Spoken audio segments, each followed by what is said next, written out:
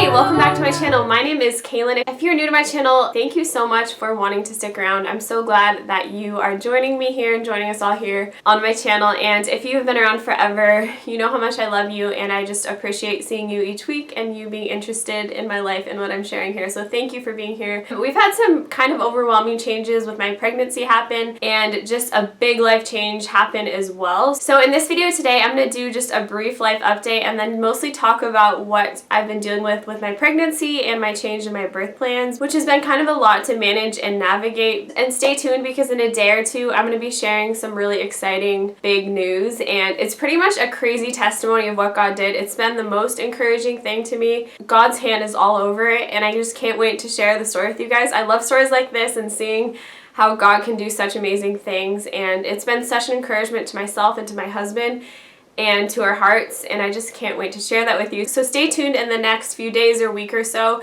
and that one will be going up as well. But today we're going to dive in and talk about my pregnancy and what has happened, why things are changing, and what our plan is moving forward. Today I am a little bit over 30 weeks pregnant. So here is my little baby bump. This is our second baby girl inside here. So this is our second baby. Our first one was born in a birth center. I'll link her crazy story down below, because that was a totally crazy story, and if you missed that, we were pretty much given a free birth at a birth center. So for this pregnancy, I have been receiving prenatal care from the midwife who delivered my first daughter, and our plan has been to deliver at the birth center again, since that went really well. Overall, the first bit of the pregnancy, it's been going well. You know, there's morning sickness and just different symptoms and struggles and stuff, but nothing too horrendous or anything like that. There's definitely been challenges, but it's been fun, it's been good, it's been hard, you know. So one thing that I have been experiencing throughout my pregnancy that started off not to be that uncomfortable or that frustrating or anything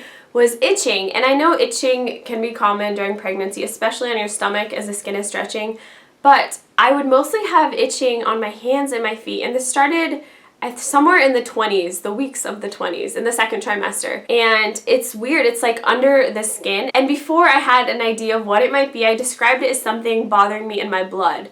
Like something not on my skin level, because it wasn't like anything was physically wrong with my hands or my feet, but there was just this insane itching, and it has progressively gotten worse. I have also been really itchy on my arms and my legs. Just all of my skin on my body is so irritated, and it's so uncomfortable. This whole thing has kind of progressed as my pregnancy has progressed. So it didn't start off that bad, but right now, if it's like at its worst right now. And just to backstep a bit, with my first pregnancy, I also had quite a bit of itching on my arms and legs, and I just chalked it up to be hormonal issues, which it still very well could be. But when I was experiencing it again this time, I just felt like this is not normal, what's going on? So I just started Googling things, and I came across something that sounded exactly like what I have, and that is called ICP, or cholestasis of pregnancy. And what that is your liver, because of the hormones or whatever cause, your liver starts not working very well because of the pregnancy, and bile salts get excreted in your blood, which is it's not toxic for me, but it can be harmful to the baby. So the main symptom of that is extreme itchiness, mostly on your hands and your feet, not accompanied by any rash, and it will keep you up at night oftentimes. And it would keep me up at night. So many times I would be up for an hour, not even terribly itching, but just literally the discomfort in my hands and my feet would wake me up. It's so frustrating when you're tired, and I don't know, you guys know those things are not fun. So that has been a struggle to deal with. So I was reading about this and knowing that I wanted to pursue getting tested to see if I had this condition. What was really interesting to me was things that happened with my first pregnancy were very similar to things that would have been caused by this disease or disorder as well, which is going into labor early, premature labor, which I had my daughter at 37 weeks, 3 days, which isn't that common, especially for your first pregnancy, no other complications or anything like that. So that was typical. Something also that happened that I did not mention previously was that when I delivered my placenta, they could tell that it was coming, it had already started to detach before I had given birth. That's not really a good thing, but it was kind of one of those things that we just brushed off, and I didn't want to think too much about it, to be honest. I just kind of wanted to brush it under the rug. But ICP can also cause premature placenta aging because I guess the bile salts in the blood can start to break down the placenta and do funky things to it. So generally with ICP throughout pregnancy, the levels of your bile salts begin to rise throughout your pregnancy, and things can become increasingly dangerous after 37 weeks for baby. That's why a lot of women just go into labor early. I feel like their bodies know something is off, and that tends to happen. But if you're diagnosed with ICP, you're induced at 37 weeks in order to prevent the risk of a stillbirth or anything happening with your baby. Because I have heard stories of people who have had ICP undiagnosed and they lost their baby like at 37, 38, 39 weeks because the levels of the bile salts become toxic to the baby. And oftentimes it's right at the end of the pregnancy where they start to rise really quickly. So if you have ever experienced those symptoms or know of any women who have, maybe mention this to them. I have done a lot of research since I've had these symptoms, and it's one of those things where the patient really has to be informed. Some doctors are educated on it, but a lot of them are misinformed about diagnosing it or recognizing it or inducing or different things, and women have lost their babies because of this. It's not all the doctor's fault, but it's not an extremely common disorder at all. That being said, what happened with my first birth and then my symptoms this time around, I've also been extremely itchy on my legs and arms, and that you can be itchy anywhere with ICP, and the more I've itched, it's caused I've had hives, you guys. I've never had hives in my life. My midwife told me those were hives. So I think there might be something else going on. I still have to see a dermatologist. I'm going to be seeing one next week. So that's a little bit about that disorder. But I went to see my midwife and she knew what I was talking about. So I think this was when I did my glucose test. We also tested for ICP because that's when I first brought it up to her. So we tested, you get your liver tested, and then you get your bile salts tested as well. And my liver was functioning perfectly, really healthy, and my bile salts came out at a 1. And if your bile salts are over a 10, that's when you would be diagnosed with ICP. So they're very low. So at first, that was kind of surprising to hear because, I'm experiencing all these symptoms that are so typical, and my previous pregnancy was so typical of ICP as well. But upon further research, I found that you can have the symptoms actually long before you test positive. So that's kind of tricky. So the main thing to do is, if you continue to have the itching and the symptoms, is to keep getting tested every 1 to 2 weeks as your pregnancy progresses to monitor your liver and your bile salts. So when I brought that up to my midwife, I did not know at this point. It was at that appointment, after talking to my midwife about this and just learning a little bit more from her, that it was actually just standard procedure that you would be induced at 37 weeks, meaning you would have to be at a hospital and have a hospital birth if I had ICP. That was really upsetting when I first heard this. Of course, I was emotional and there's all these thoughts going through your head, just thinking about changing all of our plans, switching care and everything, and we were just praying a lot about that. But my midwife said, if I go into labor naturally again at 37 weeks, before I test positive, she can still deliver me at the birth center and we could still have that whole experience. So I had that in mind as well, but my husband and I prayed a lot about it, and we just really felt the most peace about moving forward with a hospital birth and switching over care just in order to prepare for that. Having had the experience that I had at the birth center, I had a natural birth. I had no interventions or anything like that. It was totally natural, and it was such a good experience. And I know just things in hospitals are so different, especially the one that we are going to, and you really have to stand for yourself. That's just really overwhelming to me. It was just so nice to have such a supportive environment at the birth center and to not feel like I needed to fight for the things I wanted in my birth, like delayed cord clamping and skin on skin and all those more natural things that I didn't even have to think twice about at the birth center. Now at 30 weeks, I have to start thinking about all those things and writing out a birth plan and all these things that I wasn't really going to do because I knew I already was on the same page with my midwife. So that has been overwhelming, and not only that, but switching care at 30 weeks is kind of a lot to do, and then to find another doctor who's also informed about ICP and to be on the same page with them and to feel supported by them, it just has been a bit of a stress to juggle. But we had decided to switch care now because if I did happen to test positive, let's say when I'm 35 or 36 weeks, to switch care at that point would have been really stressful. I would much rather already plan for hospital birth and just be ready for it. And that's just truly what I had peace in my heart about. That's really what it comes down to. My husband did as well, and it's kind of crazy. After this all came up after I recognized that I might have this condition. I brought it up to my midwife and we had decided that a hospital birth felt right. I actually had a lot of peace, more peace than I even had when we were planning for the birth center. I don't know why, there was something that was off in my heart and in my spirit about the birth center. I don't know why, but I think God is just preparing me for what is actually going to happen. So that has been what is going on with me. I actually had blood tests done again at, I think it was about 29 weeks, and everything came back well again. So it's been kind of a mind game, but I just know that I'm doing what I can do to take care of myself. I might not have this condition, it might be something else.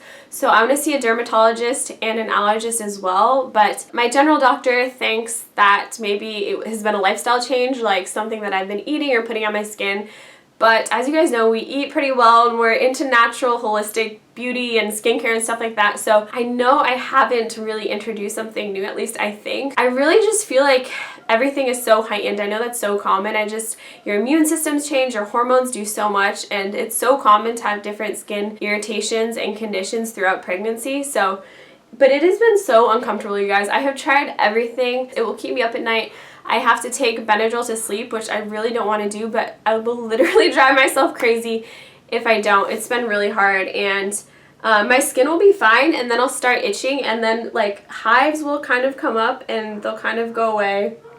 But I'm just trying not to focus on it. It's one of those things that I know will most likely change or revert back to normal after the pregnancy is over, which is why I've kind of brushed aside seeing a dermatologist. And we've been so busy and trying to find a new doctor and then get a referral, and all of these things has been hard to do, especially when you catch on to our other update, which I'll be sharing in the next video. So yeah, I've been really itchy. Itchy is not a fun thing to do. My legs look not well. Like the skin on them looks very like it's reacting to something. There's like red splotches on them and they're not cute. But I've still been wearing shorts and just trying not to focus on it. But it's uncomfortable and I just want things to be better. So I hope the dermatologist has some insight. I've tried different creams, but mostly I've just been trying to moisturize my skin. I've been using almond oil or shea butter, and then sometimes I'll put some lavender oil or tea tree in it just to help with my skin, and that doesn't really help per se, but it does help to keep it moisturized, I think. I will use cortisone cream on some places, but that's just not the best thing to be using. It's just exhausting. I don't know if you have had anything like this where you're trying to fix it and it keeps persisting and you're uncomfortable. It just really wears on you after a while. So I'd love your prayers for that, along with our birth plan. So I have got a great recommendation for a doula who I'm meeting with this next week. And she is a Christian woman, and I have a friend who used her and just raved about her, so that gives me a lot of hope and excitement. At this point in my pregnancy, I haven't really had a great pick of doctors because it's been so last minute. It's been hard to get an appointment, and I just want things to be easy. So I'm going to be going a certain route where you don't really know which doctor is going to be delivering. It's just not my ideal situation, but having the support of a great doula who is on the same page as me is really something that gives me a lot of comfort and hope and peace of mind knowing that someone else is there to support me. So I'm really looking forward to meeting with her and having a doula for the experience. Besides that, in my pregnancy, things have been going pretty well. The main other challenging symptom I've had is back pain and some hip pain. It's not every day, but that can definitely wear on you and it can get to you after a while, so that has been challenging. And then there are some other things that have been more mild, like heartburn. I'm kind of at this point too. I was cooking a lot. Now things do not sound good and it's been harder to cook for me. So that has been another bit of a challenge, just trying to figure out what to eat and what to cook for my family when I really just don't feel like doing it. One other thing to mention, which is a praise report, is that during my anatomy scan, baby girl's kidneys were slightly dilated, and that can be really normal, but it could be something else too. But it is a pretty common thing to see, and it generally works itself out before birth. And last week we got to see our baby girl again, and everything was totally normal. She was totally perfect, and my husband and I had a lot of peace and hope that God would take care of that and everything would be good. And the ultrasound tech told me that that's pretty common because all the systems in the baby's body are so efficient and they're pushing through the waist, and sometimes the kidneys aren't quite caught up with it, which is why they tend to dilate. But then as they continue to develop, they get more efficient and are able to do their job, and the dilation goes away. So she looked perfect, and it was so fun to see her. her hands and her feet were all up by her head. Like she was in a little ball and her eyes were open.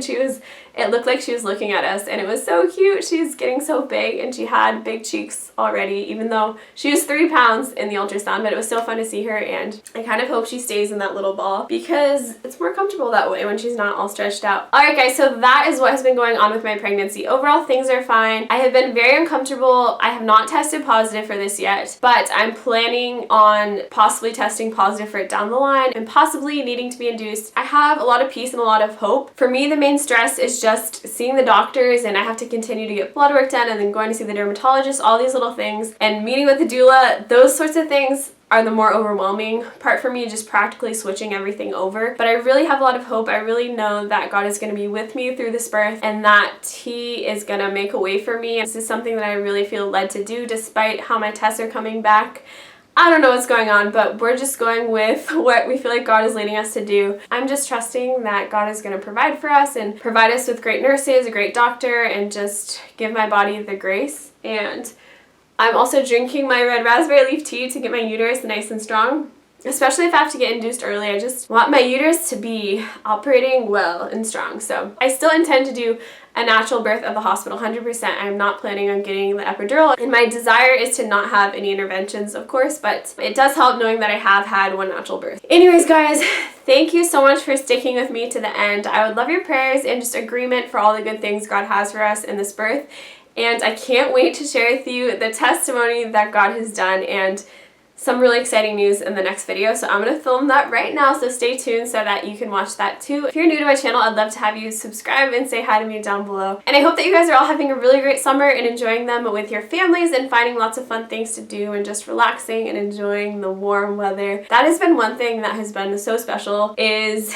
enjoying the summer with my family and my daughter, knowing that my daughter is not going to be the only child for long. So I've just been having so much fun with my daughter lately. It's been really sweet. Love you guys all so much. Thank you again for your support and your love, and I'll see you in my next video. Bye!